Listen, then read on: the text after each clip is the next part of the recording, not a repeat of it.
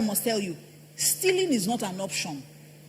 No matter how you justify it, whether you call it Yahoo, whether you call it helping yourself, whether you call it 45 figures in the office, whether you call it advantage, whatever name you give it, stealing is not an option.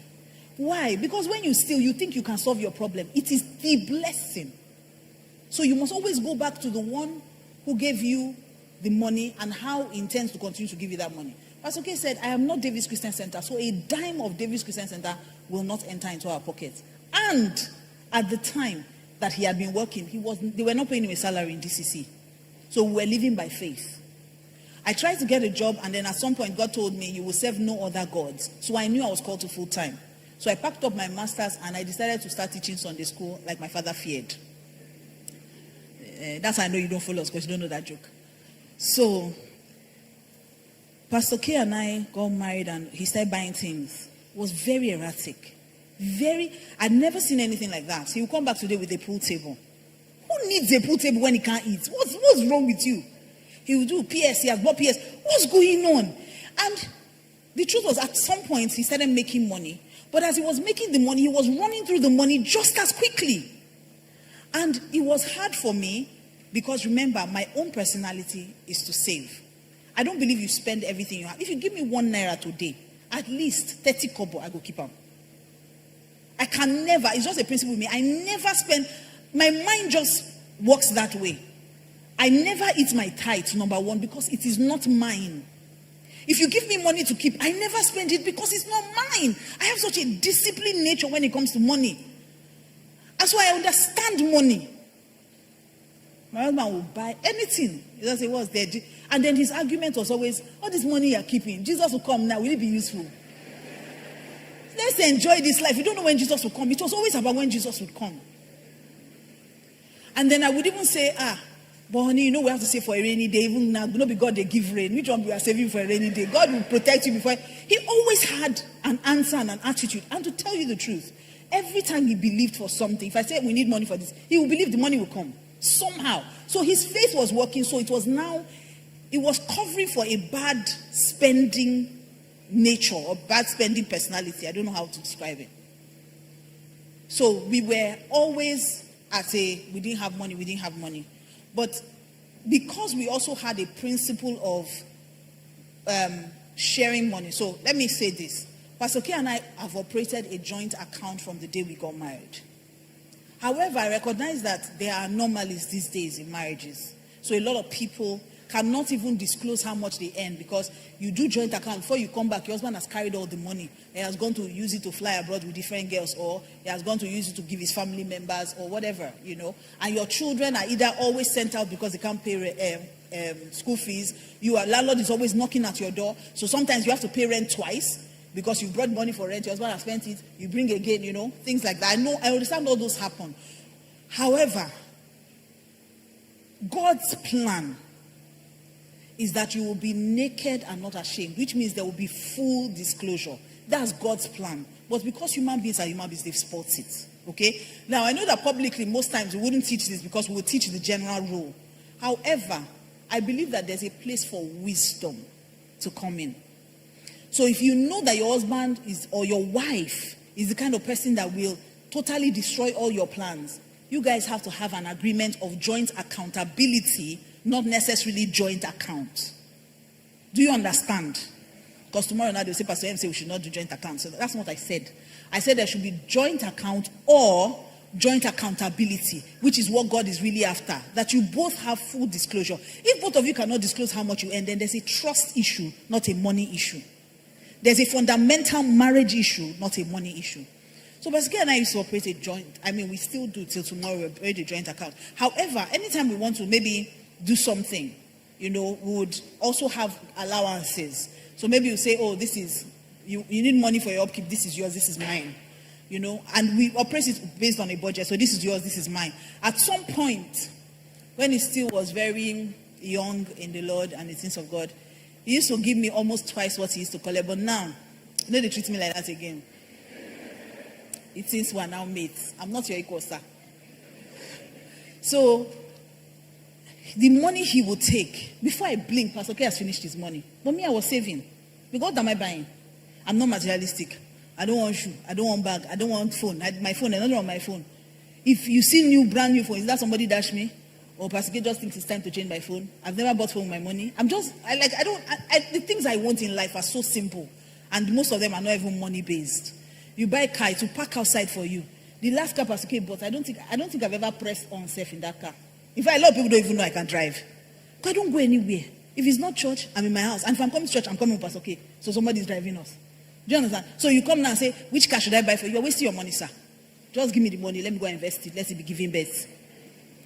So I always had money.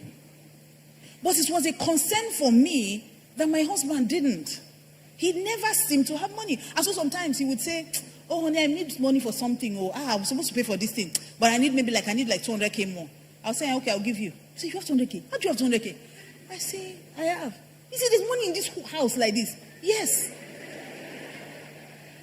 I say, hey. He will do again. Another time he will ask me for money. I need this. How much? Then he said, open it small. The money I need now, plenty. I said, how much? He said, I need like 1 million. I said, I get to, I will give you. See, you have 1 million naira. And he said, this girl, I'm afraid of you.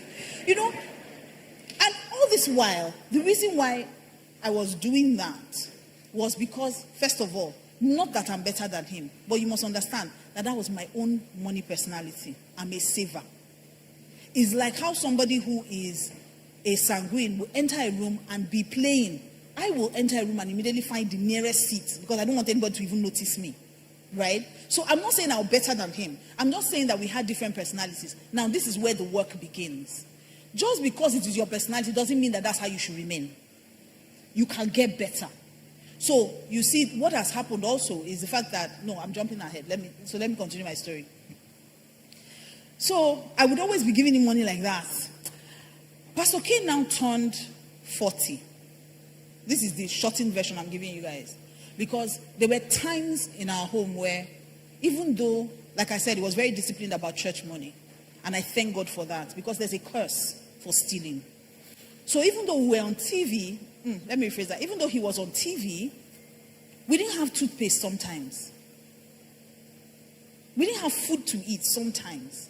But he was on TV. He was obeying what God said he should obey. And yes, church was paying for that. But church wasn't paying our bills.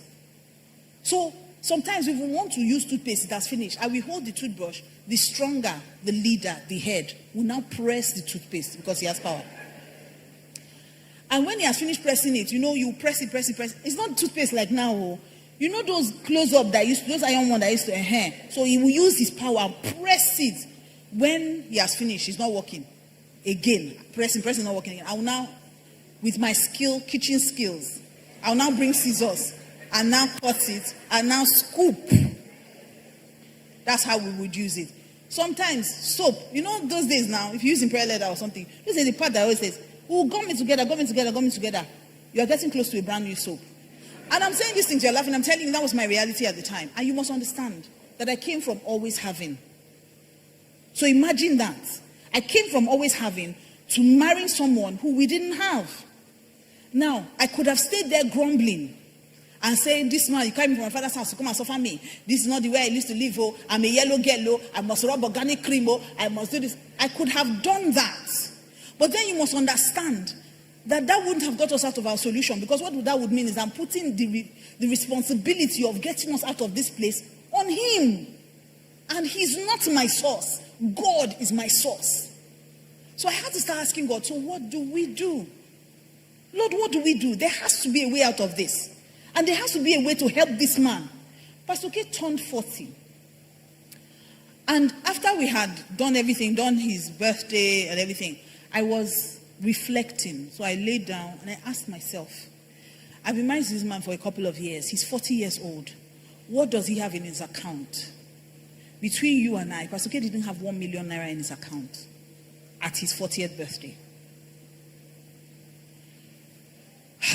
So I called his pastor. I called Reverend Femi. I said, Papa,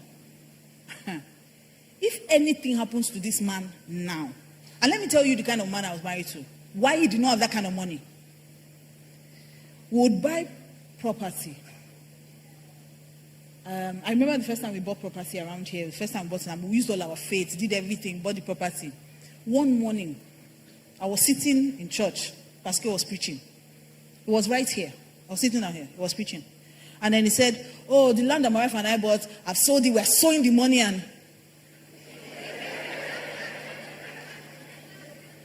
so I first asked, who is his wife?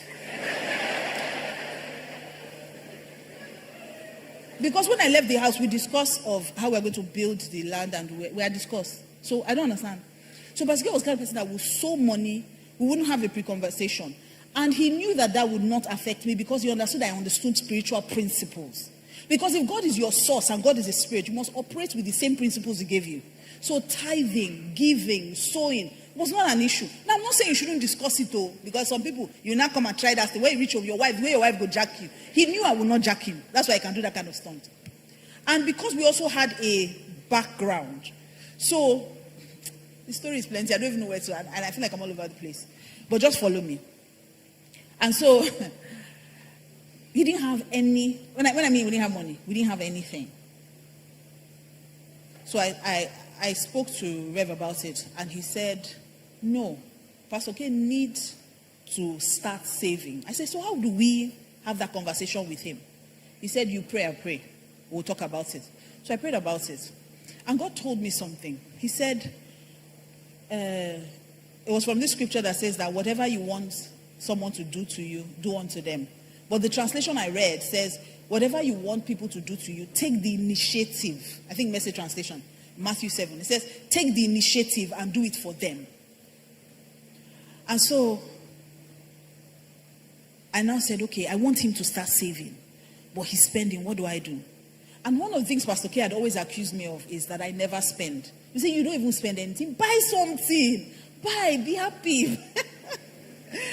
And I said, okay. So the Holy Spirit said to me, he has no issues with you taking money. What you use the money for is now up to you. So, I started taking money. So anytime Pastor K takes money, I'll take money. But I'll save it for him. So I opened an account. I'll save it for him. He'll take money. I'll take money. I'll save it. He'll take money. And I was doing it consistently. Because he was taking money every week. I was taking money every week. So one day, he now stopped and asked me a question. He said, no, it wasn't me he asked. He asked our accountant. He called her and said, why is Pastor M taking money every week? She said, I don't know, sir. Maybe you need to ask her. The girl just threw me under the bus. I will not call her name because if not, people will meet her outside and beat her later. But she threw me under the bus and said, I don't know, maybe you need to ask her, sir. So Pastor K calls me and says, honey, what's this money you are taking?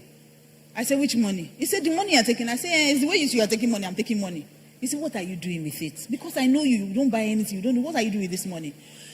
So after he pressed me, like something that Delilah, I told him.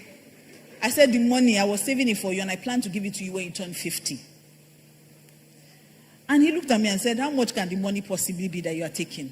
When I told him how much I had spent, and that's why I told you, gather the fragments that remain. You'll be shocked. You'll be shocked at what 10K every week can do if you leave it and invest it for 10 years. You'll be shocked. So when I told him how much it was, my husband said, you are joking. He said, I have saved this much without my knowledge. He said, let's do it well. Now, this principle worked for me because I walked in obedience. Another thing God told me, he said, at no point must you ever disrespect him for his spending habits. Let me tell you, if somebody is your partner, right? If somebody, especially men, women, let me just help you. I wanted to code it, but let me just say it. Women, if you are dealing with a man, anything you do must be done with respect. You can tell a man anything respectfully and he will do it. Anything. So I didn't come and say, so at your age, you don't even feel spend. See, 40. Your mates have built house. You are here. You buy dog today. You buy pool table tomorrow. When they do you, you don't go grow. I never said that. Honestly, I never thought it either. Because some people say, but you don't finally tell Pastor K what's in your mind. No. It was never in my heart. Yeah, because people are wicked. But people, I know them. It was never in my heart. Never. Like I said, I understood who our source was. I also understood that we can train ourselves and change our spending habits. And I also knew that Pastor K had a good disposition to money, just didn't know how to direct it. Because he was disciplined when it came to God's money. Why wasn't he disciplined when it came to his? So I had to point him in that direction. And so in obeying God and doing what God said I should do, my husband started saving. Now, what totally changed our finances, I'll tell you. When one day, And this is where I must say that if you're going to make progress as husband and wife in terms of money, you must work as a team. You must work as partners. Nobody must be left behind. As you are growing in your revelation knowledge, as you are listening to videos, listening to messages, as you are learning financial principles, you must carry your partner along. Don't think that I got this. Men are so guilty of it. I got this. No, listen. The person who is better with money should manage the money. The Bible never said the head must manage the money. The person better with money must manage the money. It doesn't make you less of a man. It makes you a great leader. And so Pastor K, as he was learning and growing, he was sharing. As I was learning and growing, I was sharing. So we were working together as a team to come out of the poverty. It wasn't one person's responsibility. So I never looked at him and said, you can't provide for me. You can't carry me from my father's house. What's the meaning of that? I didn't do that. Are you invalid? Are you crippled? It's a partnership. Two are better than one. They have a good reward for their labor. Share the work, share the wealth. That's what translation says. You share the work, you share the wealth. You don't come and hang your hand and expect a man to do everything for you. Wow, what a powerful and impactful time we've just shared together in today's video. We are truly grateful that you chose to spend these moments with us here on the Blessed Studio channel. Every view, every comment, every share hit, all means so much, and we do not take your support for granted. If this content has blessed, inspired, or challenged you in any way, please take a moment to like this video. Share it with your friends and loved ones, and subscribe to our channel, so you never miss out on what God is doing here. We would also love to hear from you. Tell us in the comments, what was your key takeaway from today's message? What struck you most? Your thoughts and testimonies not only bless us, but they also inspire others who come across this channel. Here at Blessed Studio, we are committed to delivering godly, inspirational, motivational, and life-transforming content that feeds your spirit, encourages your heart, and draws you closer to your God-given purpose. Every video is prayerfully prepared with you in mind, and our desire is to see you grow, thrive, and shine in every area of life. Thank you for being part of this amazing family. Keep watching, keep sharing, and above all, keep living a life that glorifies God. Until next time, stay blessed and stay inspired.